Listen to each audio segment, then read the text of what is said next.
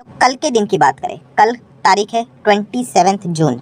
सो कल का दिन इन दोनों कंपनी के लिए बहुत ही ज़्यादा इंपॉर्टेंट रहने वाला है। मतलब अगर आप बिजनेस चैनल या फिर न्यूज़ चैनल जो रहते हैं उनको अगर आप चेक करोगे तो इन दो स्टॉक्स का जिक्र आप लोगों को बीच बीच में ज़रूर देखने को यहाँ पे मिल जाएगा। हालांकि डिपेंड करता है कि इनसे रिलेटेड खबर ड्यूरिंग द मार्केट आएगी या नहीं आएगी। अगर मार्केट में जैसी इससे रिलेटेड कोई अपडेट आ जाएगा तो न्यूज़ चैनल के ऊपर ये खबरें तो आपको ज़रूर देखने को मिल जाएगी। सो जैसे मैंने कहा कि दो स्टॉक्स की बात होने वाली है, तो उनमें से चलिए दो में से पहले स्टॉक्स की बात कर लेते हैं। पहला स्टॉक है दोस्तों जी एंटरटेनमेंट। यस दोस्तों, झील की अगर हम लोग बात करें 150 रुपये का ये स्टॉक लगभग देखने को मिल रहा है। ओवरऑल अगर देखा गया तो ये ट्रेडिंग वाला स्टॉक है, इन्वेस्टमेंट वाला नहीं, क्योंकि 5 साल का डेटा अगर आप देखोगे 67% की गिरावट देखने को मिले। निफ्टी 50 का पार्ट ये यहाँ पे हुआ करता था एंड जब से 600 पे था तब से मैंने आप लोगों को वार्न करके रखा था कि ये धीमे धीमे करके नीचे आएगा करके। एंड फिलहाल आप देख सकते हो कंपनी का परफॉर्मेंस हम लोग को खराबी होते हुए देखने को मिला है over the period of time.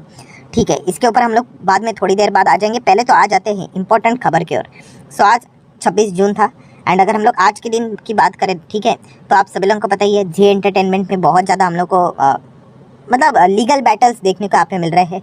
Securities appellate tribunal की भी अगर हम लोग बात करें तो जो सुभाष चंद्रा की बात करें एंड पुनीत गोयंका की बात करें, ठीक है, तो उनके ऊपर भी हम लोग को अलग अलग यहाँ पे रेस्ट्रिक्शंस लगते हुए देखने को मिले हैं। उन रेस्ट्रिक्शंस को चैलेंज करने के लिए वो भी हम लोग को ऊपर कोर्ट में जाते हुए देखने को मिल रहे हैं। ठीक है, जो सेबी ऑर्डर्स यहाँ पे निकले थे, तो यही सारी चीज़ें हम लोग को फिलहाल तो चलती हुई देखने को यहाँ पे मिल रही है। एंड फिलहाल की सिचुएशन की बात करें, ये जो केस है, ठीक है, जो व्यक्ति हम लोग को मतलब सेबी ने कहा कि जो सुभाष चंद्रा है, पुनीत गोयंका है, वो एज अ बोर्ड में भी हम लोग को कंटिन्यू करते हुए देखने को नहीं मिलेंगे। ऐसे बहुत सारी चीज़ें हम लोग को देखने को मिली, वो सारी चीज़ें चल जाएगी। बट इन सभी पॉइंट में अगर देखा गया तो सबसे मेन गोल्डन पॉइंट कौन सा है दोस्तों? तो दोस्तों गोल्डन पॉइंट है मर्जर। यस, आप सभी लोगों को पता है कि कुछ समय पहले हम लोगों ने खबर देखी थी कि जी का एंड सोनी का मर्जर हुआ है करके। ठीक है, एंड इस मर्जर की अगर हम लोग बात करें दोस्तों, तो इसके ऊपर हम लोग को अभी ये लटकती हुई तलवार देखने को यहाँ पे मिल रही है। क्योंकि अगर फिलहाल की सिचुएशन की अगर हम लोग बात करें, जो केस हम लोग को चलते हुए देखने को मिल रहा है, इससे रिलेटेड खबर क्या निकल कर आ रही है कि जी ग्रुप की बात करें, ठीक है, क्या ये मतलब गिल्टी पाएंगे या नहीं पाएंगे, इससे रिलेटेड ये जो डिफॉल्ट्स अलग अलग चीज़ें चल रहे हैं उससे रिलेटेड जो फैसला इनके अगेंस्ट आएगा या नहीं आएगा। एंड अगर ऐसा आ जाता है तो दोस्तों ये बताया जा रहा है कि रिपोर्ट्स के जरिए भी कि स्टॉक एक्सचेंज क्या कर सकता है, रिकंसिडर कर सकता है ये मर्जर को। मतलब ये मर्जर से रिलेटेड पहले हम लोग को सारी चीज़ें ओके ओके बताते हुए देखने को मिली थी, बट बाद में पता चला कि जी ग्रुप की जो हालत है वो बहुत ही ख़राब है एंड ये लोन्स को डिफ़ॉल्ट करते जा रहे हैं। सो ऐसी सिचुएशन में ऐसे मर्जर को हरी झंडी दिखाना क्या ठीक रहेगा? तो वापस इसको वो रिकंसिडर कर सकते हैं। एंड रिकंसिडर करना ऐसे माहौल में मतलब 90% पकड़ कर ही चलो कि शायद से वो अपने डिसीजंस को घुमा सकते हैं। तो अगर ऐसा हुआ फ्यूचर में, ठीक है, अगर मगर वाली बात ये होती है आप लोगों को पता ही है, तो डेफिनेटली हम कह सकते हैं जी एंटरटेनमेंट ये जो 170 पे भी देखने को मिल रहा है, ये उसके भी नीचे कई गुना चला जाएगा। क्योंकि अल्टीमेटली ये जो कंपनी का होप जो टिका हुआ है वो इसी मर्जर के ऊपर टिका हुआ है कि जी एंड सोनी का मर्जर। अगर सोनी को इससे से हटा दो तो फिर इस कंपनी की हालत मतलब ऑलरेडी ख़राब है, बैड से यस वर्स्ट हो जाएगी।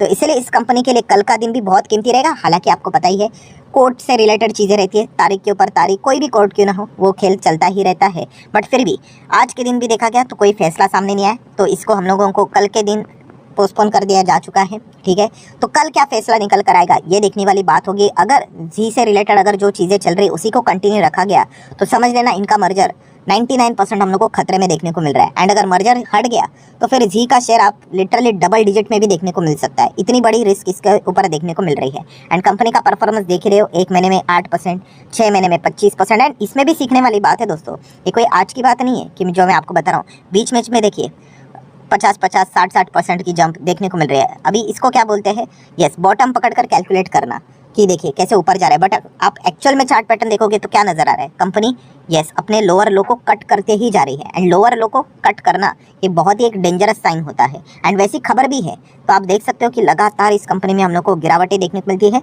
बीच में जो छोटी हम लोग को एक कमबैक देखने को मिला था, ये मर्जर की खबर के ही चलते कमबैक देखने को मिला था। एंड वो भी अगर उम्मीद खत्म हो गई तो फिर ये स्टॉक किस प्रकार से गिर रहा था देखिए, तो यही गिरावट हम लोग को कंटिन्यू होते हुए देखने को मिल सकता है। एंड उसी लेवल पे हम लोग को फिलहाल स्टॉक सपोर्ट लेके ट्रेड करते हुए देखने को मिल रहा है। सो पूरा का पूरा ये खबर के ऊपर ही ये स्टॉक का भवितव्य टिका हुआ है। तो इस एक पॉइंट को हम लोगों ने स्टडी करना है। वैसे तो ये स्टॉक हमारे पास नहीं है, बट यस, जैसे मैं हमेशा आपको कहता हूँ कि स्टडी करना आना चाहिए कि कौन से स्टॉक में जाना चाहिए, वैसे ही कौन से स्टॉक में नहीं भी जाना चाहिए ये भी आपको पता होना चाहिए, तभी जाके आप शेयर मार्केट में लंबी पारी खेल पाओगे। तो ये तो हो गया पहला स्टॉक, ठीक है। कोई भी अपडेट आएगा तो मैं आपको बता ही दूंगा।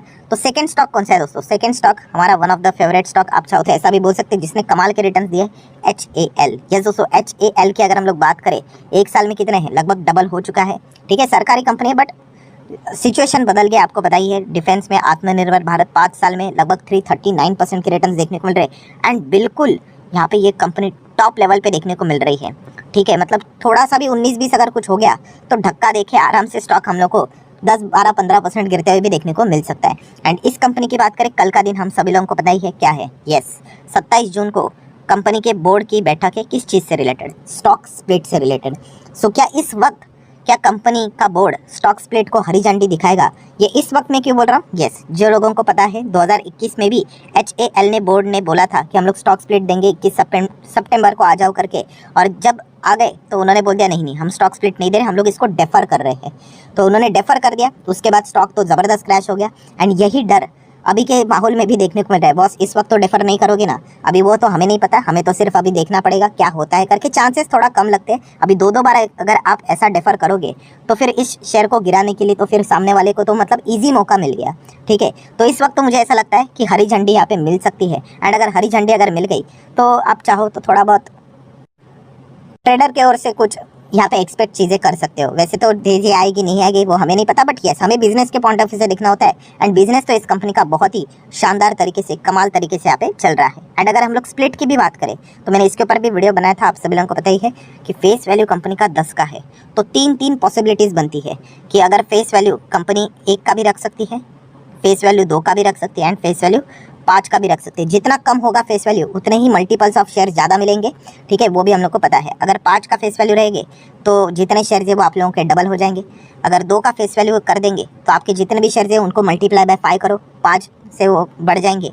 और अगर 1 रहेगा तो 10 से वो शेयर हम लोग को बढ़ते हुए देखने को मिल जाएंगे। हालांकि शेयर प्राइस भी उसी प्रपोर्शनेट में 1/10, 1/5, 1/2 यहाँ पे हो जाएगा, ये भी पॉइंट हमें पता होना चाहिए। हाँ, जो शेयर प्राइस रहता है वो सस्ता हो जाता है, जिसके चलते रिटेल पार्टिसिपेशन और भी हम लोग को बढ़ते हुए देखने को मिल जाता है।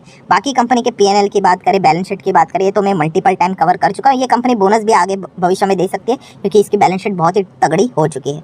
सिर्फ अभी एक ही चीज़ करनी है कि कल के दिन प्रे करना है कि बॉस स्प्लिट का जो डिसीजन है, चाहे तो कम स्प्लिट दे दो, वो 5 वाला दे दो, बट कैंसिल मत करना। अगर आप कैंसिल करोगे तो ऑब्वियसली ये स्टॉक में अच्छी खासी तगड़ी पिटाई हम लोग को होते हुए देखने को मिल सकती है, क्योंकि स्टॉक बिल्कुल टॉप लेवल पे चल रहा है। सो क्या करना है, इन 2 कंपनीज को आप चाहो तो यहाँ पे स्टडी कर सकते हो। एंड देखा गया तो चलिए, अगर हम लोग वर्स्ट सिचुएशंस को भी पकड़ कर देख ले, ठीक है, जैसे कि मान लीजिए HAL में वर्स्ट सिचुएशन क्या हो सकता है कि बोर्ड बोल दे कि नहीं इस वक्त भी हमें नहीं देना स्प्लिट, तो ऑब्वियसली स्टॉक गिर सकता है। बट क्या स्टॉक खत्म होगा? नहीं, इसके चलते कोई कंपनी बर्बाद नहीं होगी। हाँ, बट अगर मैं जी एंटरटेनमेंट की बात करूँ दोस्तों, तो उस कंपनी के लिए उसके अस्तित्व की लड़ाई है, आप चाहो तो ऐसा भी बोल सकते हो, क्योंकि अगर वो मर्जर नहीं हुआ तो ऑलमोस्ट पकड़ कर ही चलो कि 50, 60, 70% गेम धीमे धीमे करके खत्म हो जाएगा उस कंपनी का, क्योंकि उसी के ऊपर वो टिका हुआ है। तो ये जी के लिए कल का दिन मुझे ऐसा लगता है सबसे ज़्यादा रहेगा। HAL के लिए भी इंपॉर्टेंट ही है, बट यस, जी के अस्तित्व की लड़ाई है। अभी कोर्ट का मैटर है, शायद से तारीख भी मिल जाए, बट ये इंपॉर्टेंट चीज़ है जो दोनों आप लोगों को पता होनी चाहिए। सो ठीक है दोस्तों, जितने इंपॉर्टेंट पॉइंट